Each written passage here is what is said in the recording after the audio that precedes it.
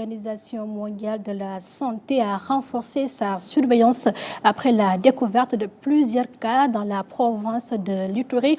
Selon les autorités sanitaires, plusieurs centaines de cas suspects sont actuellement analysés et plus d'une centaine de décès font l'objet d'investigations médicales pour avoir des bons chiffres, bien sûr, avant de les partager.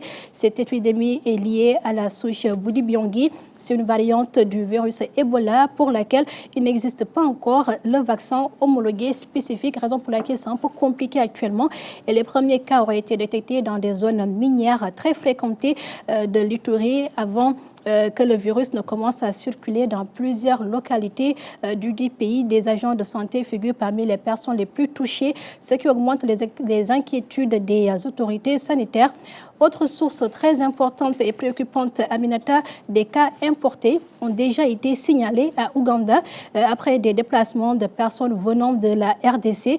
Les experts actuellement y craignent beaucoup plus une large propagation en Afrique à cause des déplacements des populations, de l'insécurité également qui règne actuellement à l'est du pays, mais et des difficultés d'accès aux soins dans certaines zones à cause des conflits qui règnent actuellement.